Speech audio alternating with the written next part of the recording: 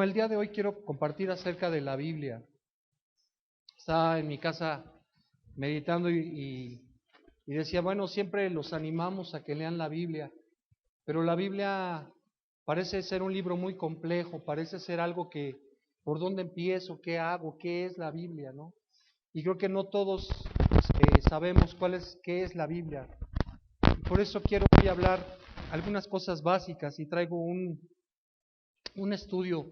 Yo les pido que pongan atención acá al frente. Lo que está ahí escrito es casi exactamente de lo que vamos a hablar. Y no tiene otra cosa más que una tabla que contiene los libros del Antiguo y del Nuevo Testamento. Y esa tabla nos dice el nombre del libro, de qué trata el libro en unos cuantos renglones, en un renglón, el número de capítulos y cómo se abrevia. Porque luego estamos tomando nota y ponemos cualquier tipo de abreviación, y hay una abreviación que es universal, es decir, en el español así se abrevia en cualquier parte del mundo de habla hispana, para que cuando alguien lea nuestros apuntes entiendan de qué estábamos hablando o de qué es lo que tratábamos de escribir. ¿Qué dije? ¿Que lo lean o que pongan atención? Es que no me acuerdo. Que pongan atención, ¿verdad? Bueno, pues ¿qué es la Biblia? La palabra Biblia viene de una palabra que quiere decir biblioteca. Es eso la Biblia. La Biblia es una biblioteca, es un libro en donde se encuentran muchos libros. Y eso es la Biblia. La Biblia es, ante todo, es la palabra de Dios. Es la voluntad de Dios manifestada al hombre de manera escrita. Y bueno, la Biblia ha sido controversia a través de los años, de los siglos, pero nosotros debemos de partir de un punto de vista.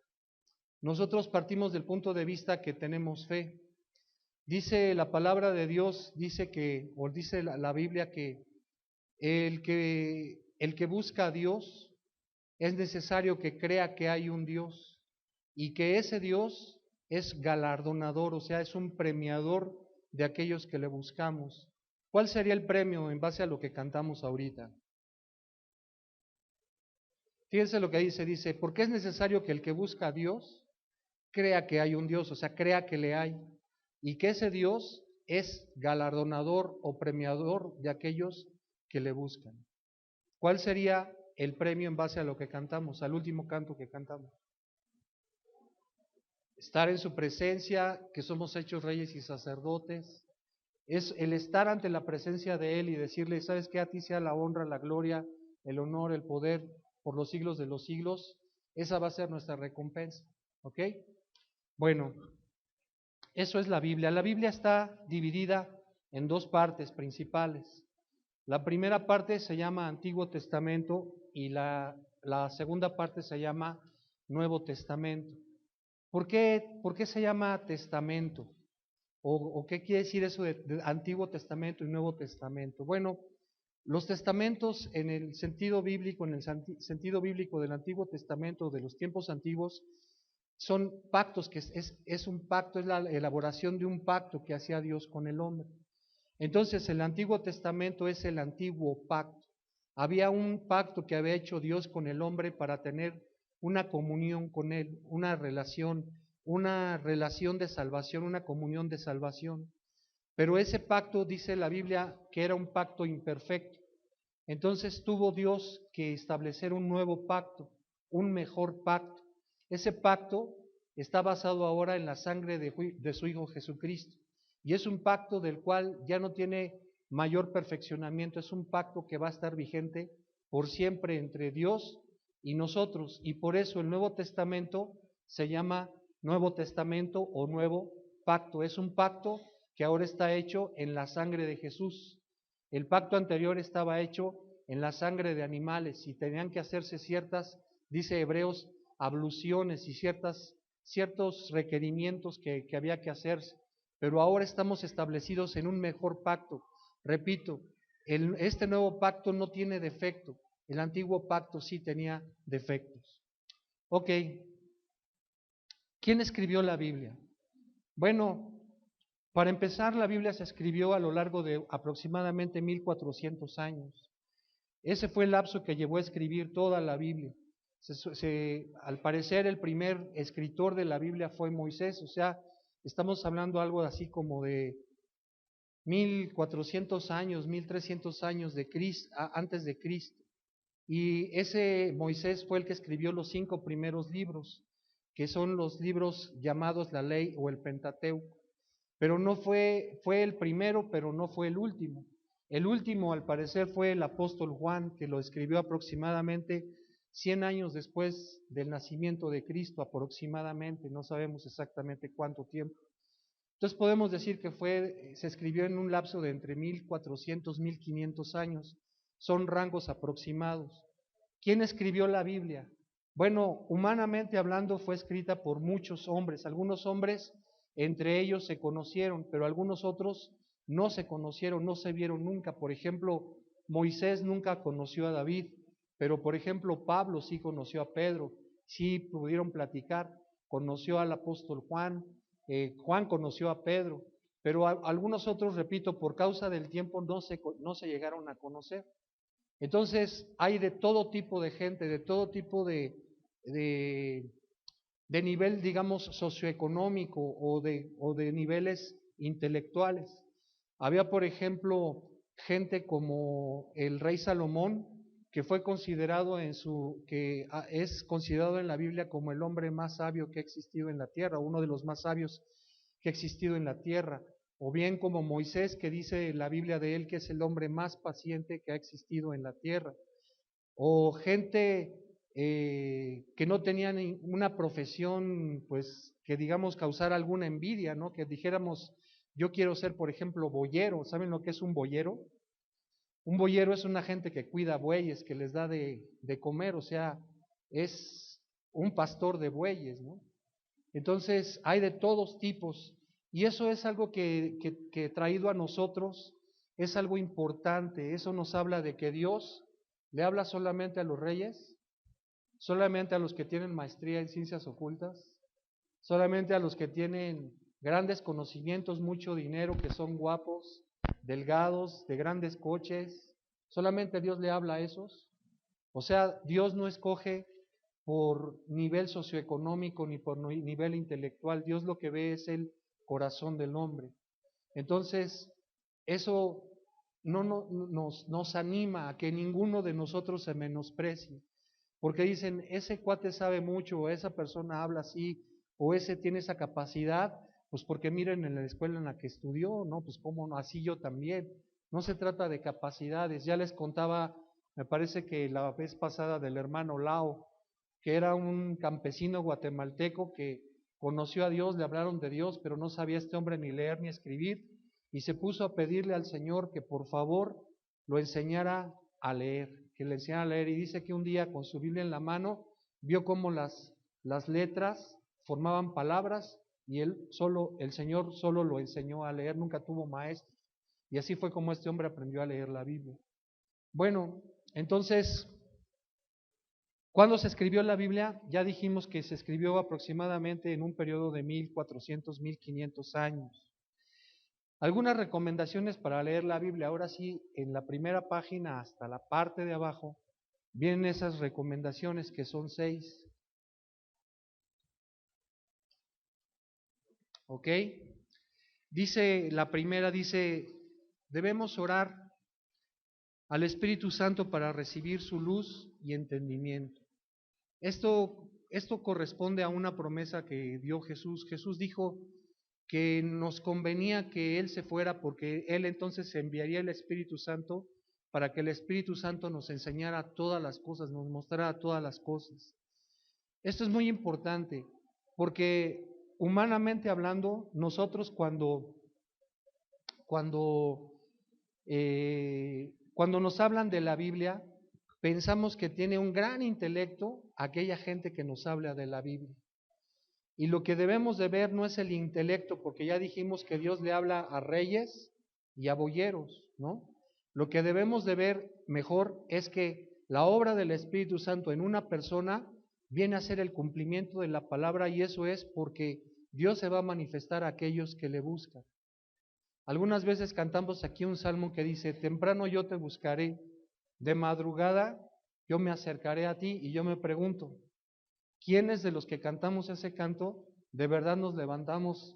Si para ir a trabajar te levantas a las 6 de la mañana, te levantas a las 5 para buscar a Dios. O si te levantas a las 5 por causa del trabajo, te levantas a las 4 para buscar a Dios. Pero eso sí, cuando oímos a alguien decimos, wow, ese hermano, esa persona debería estudiar en unas escuelas carísimas, porque míralo cómo habla. Y no vemos que lo que Dios manifiesta viene a ser el cumplimiento de su palabra, es decir, viene a dar cumplimiento a que al que de cierto me busca, ven, pero no lo buscamos temprano, ¿no? Ok, el punto 2, debemos orar con humildad, no pretendiendo tenerlo todo ya entendido. Es decir, el leer la Biblia es buscar la voluntad de Dios. Y la voluntad de Dios o el conocimiento de Dios es un conocimiento insondable. ¿Qué quiere decir insondable? Insondable viene de un término náutico o marítimo. Por ejemplo, cuando un capitán va por aguas que no conoce y no sabe si la profundidad del agua le va a dar y tiene la suficiente profundidad para que su barco no encalle, lo que este hombre hace, el capitán le pide a los marineros que avienten una sonda. Esa sonda, ¿qué es lo que tiene? Bueno, es una pesa con una cuerda, pero esa cuerda indica cuál es la profundidad de el nivel de flotación del agua o de la línea de flotación del barco y el fondo de la quilla. No sé si me estoy dando a entender. Es decir, que él sabe qué distancia hay entre el nivel de flotación del barco y el fondo de su barco. Cualquier distancia en donde la sonda sea menor a la profundidad del barco, ¿qué va a suceder? Se atasca, es decir, encalla. Es decir, pero cuando dice la Biblia que la palabra de Dios, los caminos de Dios, el conocimiento de Dios es insondable, ¿qué quiere decir? Que no hay una sonda capaz de llegar al fondo del conocimiento de Dios. Eso quiere decir que la Biblia, la palabra de Dios es profunda, es inmensamente profunda. Por tanto, cuando nosotros comprendamos un pasaje, no podemos decir que ese pasaje ya no tiene nada más que mostrar. ¿Me estoy dando a entender? Siempre habrá cosas que podamos aprender de ese pasaje de la Escritura, de esa historia de la Escritura y de la Escritura en general. No hay nadie, por mucho que la pueda explicar, la Biblia, que haya llegado al último punto que quería Dios mostrarnos a través de la Biblia. ¿Me doy a entender? Es decir, debemos leer la Biblia con humildad. Nosotros no podemos pretender tenerlo ya todo entendido. Siempre va a haber algo que podamos entender, no importa que seas rey o que seas ¿un qué? Un boyero, o sea, una gente que cuida bueyes. Debemos interpretar la Biblia según la iglesia. La humildad exige que se pregunte y se estudie. Vamos a ponerlo en términos bíblicos. Dice la Biblia en una carta del apóstol Pedro, dice el apóstol Pedro lo siguiente, dice, ninguna parte de la Escritura es de interpretación privada. Ninguna parte. Entonces, nosotros no podemos tomar un pasaje de la Escritura y decir, ya entendí lo que quiere decir, y darle una interpretación privada a ese pasaje. ¿Por qué? Pues porque si no, al rato vamos a empezar con alucinaciones muy gruesas en la iglesia. Y entonces vamos a tener a gente inexperta en el conocimiento de la Biblia, en la interpretación de la Biblia, que va a decir, es que yo le pedí al Señor que me dijera que si el hombre de mi vida es fulano, que viniera con zapatos, pantalón, cinturón y camisa. ¿Y qué cree? Que así vino. Entonces, por tanto, ese es el preciso, hermano. Yo ya tengo la señal de parte de Dios. Y díganme, ¿qué hombre no viene con zapato, pantalón, cinturón y camisa? ¿No? No podemos hacer de la Biblia una interpretación privada. Es decir, la interpretación que nosotros podamos darle, debemos de someterla a un consenso entre gente que sea conocedora o que busque la presencia de Dios. Por ejemplo, en primera carta de Pablo a los Corintios, está hablando acerca de los dones y específicamente hablando del don de palabra profética, dice lo siguiente. Dice, los profetas pueden hablar todos, solamente que deben de reunir algunos requisitos. Pueden hablar todos, pero en orden. Y los que están escuchando, ¿qué dice? Nada más yo he leído ese pasaje. Juzgue. Juzgue al hermano si va bien vestido, si va bien planchado. Juzgue lo que dice el profeta. ¿Por qué dice el apóstol Pablo que juzguen los que están sentados, los profetas que están sentados, lo que está diciendo el profeta que está hablando? ¿Por qué? Porque si dice alguna cosa que no vaya de acuerdo al contexto bíblico, deben de callarlo. Y por eso se va a sentir el tal profeta, o se debe de sentir el tal profeta y decir, ya no vuelvo a predicar, porque miren aquí no saben apreciar mi gran revelación de la Biblia. Si esa fuera la versión que da el tal profeta está enorgullecido, no sabe de lo que habla y es un niño en la palabra. ¿Capiche? Entonces, ninguna palabra profética. ¿Qué dijimos que es un profeta? Es uno que le dan toques de repente y empieza a hablar en contra de su voluntad. Un profeta es uno que habla por otro.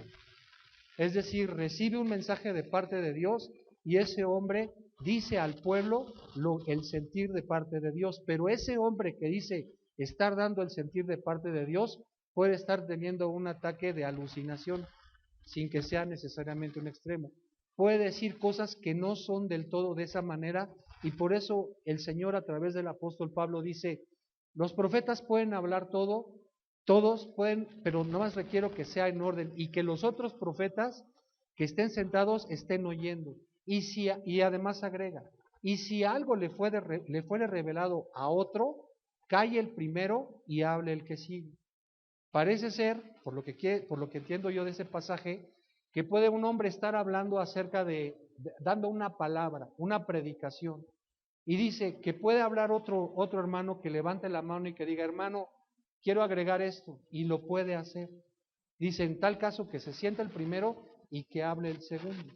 Nosotros no estamos acostumbrados a eso, pero de acuerdo a la Biblia, se vale, se permite, ¿ok?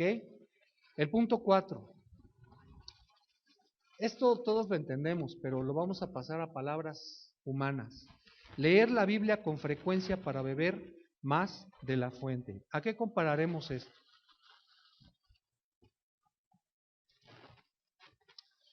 Lo compararemos a una gente que tiene sed de telenovela. Una gente que tiene sed de telenovela, ¿cuántas veces a la semana ve la telenovela?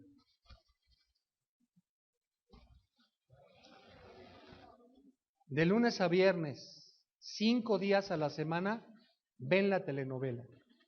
Y como se quedó muy interesante, tiene sed de que de viernes ya sea lunes. ¿Para qué?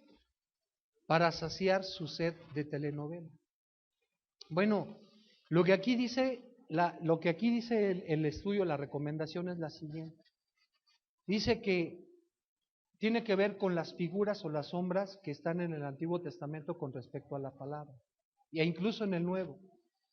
La Biblia, la palabra de Dios siempre se ejemplifica o siempre se representa como agua que es la que va a saciar nuestra sed. Por ejemplo, cuando Jesús está con la samaritana, le dice a la samaritana, le dice, dame de beber. Y le dice, ¿cómo tú, un judío, le pide a una samaritana que estaban peleados, hagan de cuenta América y Chivas? ¿Cómo tú, siendo americanista, le pides a una chiva que te dé de beber, ¿no? Y más el día del partido. Entonces Jesús le contesta y le dice, el que beba de esa agua, o sea, del agua del pozo, va a volver a tener sed, pero el que beba de la palabra que yo le doy, de su interior correrán ríos de agua viva y no volverá a tener sed jamás. Esta es la sed que buscamos tener. Ahora, ¿cuántos días a la semana es necesario, bajo esas circunstancias, que leas la Biblia? Muchos se conforman con leer la Biblia cuando el que predica dice, abran la Biblia en el capítulo tal, versículo tal, y creen que con eso es suficiente. Eso quiere decir que la sed que tienen del conocimiento de Dios es una sed muy...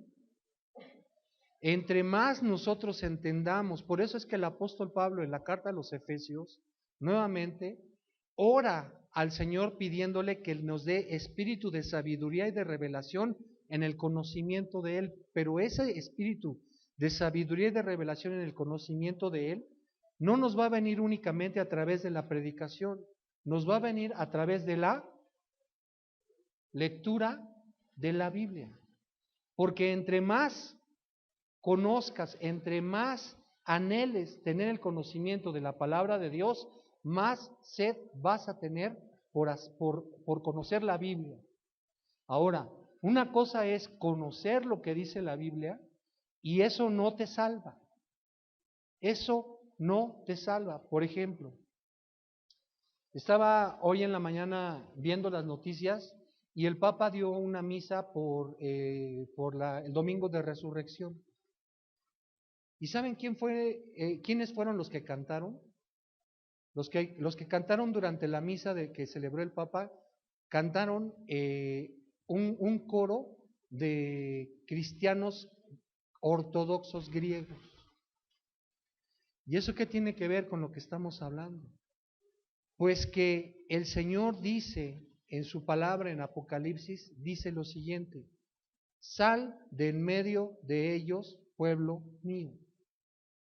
Es decir, actualmente en el mundo hay una mezcla de religiones. Por ejemplo, el Papa anterior fue a establecer contacto, a establecer relaciones religiosas con los judíos. Es decir, no importa que tú no creas en que Jesús murió y resucitó por nuestros pecados, seamos amigos, seamos hermanos. Ah, tú eres musulmán, no importa que tú creas que Jesús es un profeta menor que Mahoma, seamos amigos. Y cuando la Biblia dice, el Espíritu Santo dice, y todo aquel que me negare delante del Padre, yo lo negaré cuando yo esté delante de Él. Entonces no es poca cosa el hecho de que ese tipo de religiones mundiales, y no solamente me refiero a la católica y a la musulmana, a cualquier otra religión del mundo, no pongan a Jesucristo por piedra angular, por el principio por el que se rigen todas las cosas. Ahora decía, una cosa es tener conocimiento de esto, pero otra cosa muy diferente es no llevarlo a cabo. Hay un ejemplo en la Biblia que muestra la actitud de la actitud que nosotros debiéramos de tener. El pasaje está en Esdras, capítulo 7, verso 10, se los voy a leer, no está ahí. Pongan atención.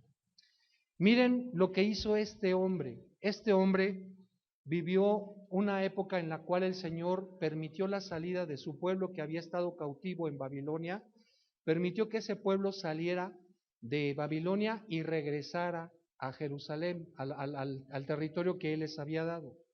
Y miren la actitud que tenía, no lo busquen, miren la actitud que tenía que era el líder, el hombre, uno de los hombres que Dios había puesto por líder. Miren lo que dice. Esdras había preparado su corazón para inquirir la ley de Jehová. ¿Qué quiere decir inquirir?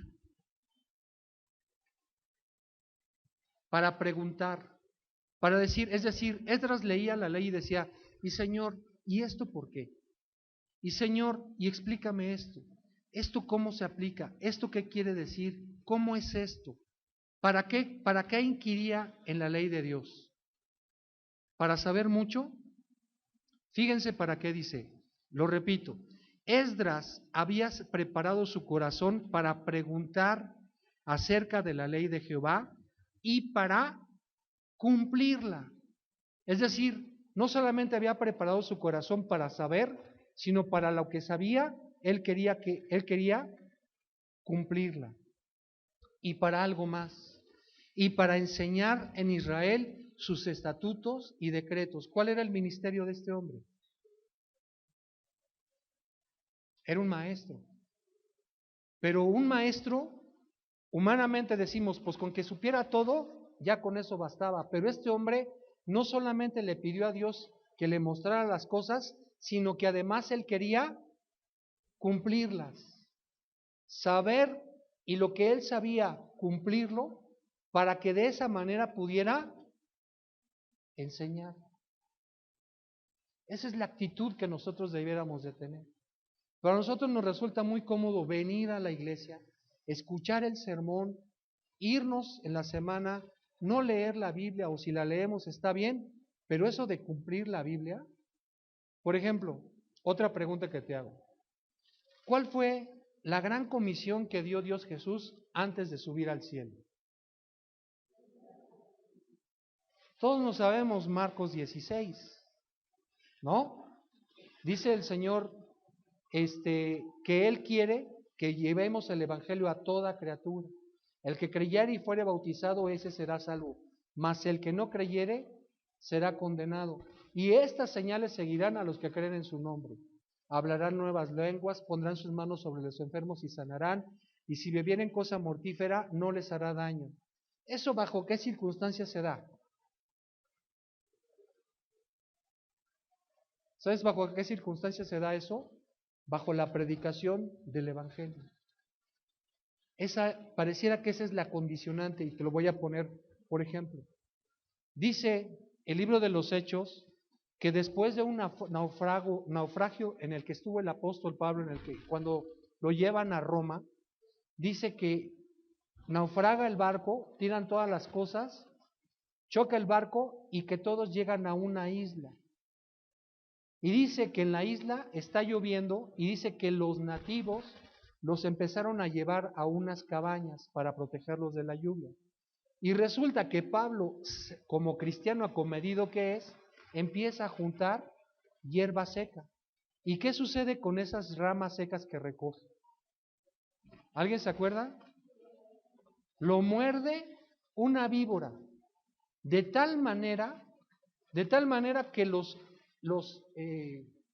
originarios, los nativos de la isla, dicen, este hombre debe de haber hecho unas cosas terribles, donde después de que se salvó del mar, esta víbora, que es hipervenenosa, se lo va a echar.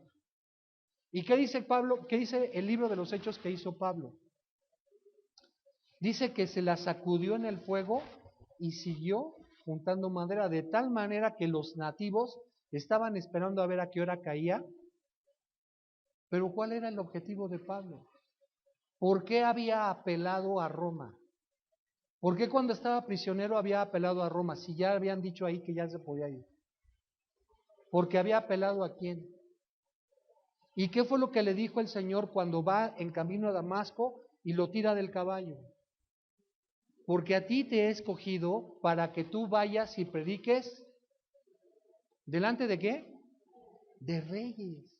¿Y quién era el rey más importante en la época de Pablo si no era César, el emperador de toda Roma? Y hablar de toda Roma no es hablar de la ciudad de Roma, es hablar del imperio romano, que en esos entonces llegaba desde España hasta lo que ahora se conoce como Tierra Santa, como Jerusalén.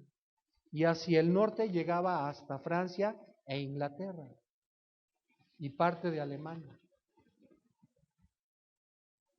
Pero nosotros decimos, Señor, ay, te encargo estos chilaquiles que me voy a comer.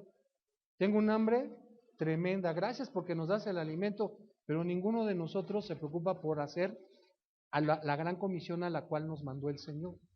Por eso no es importante solamente que conozcas, que tengas revelación de la palabra, sino que tengas revelación de la palabra ¿para qué? Hacerla.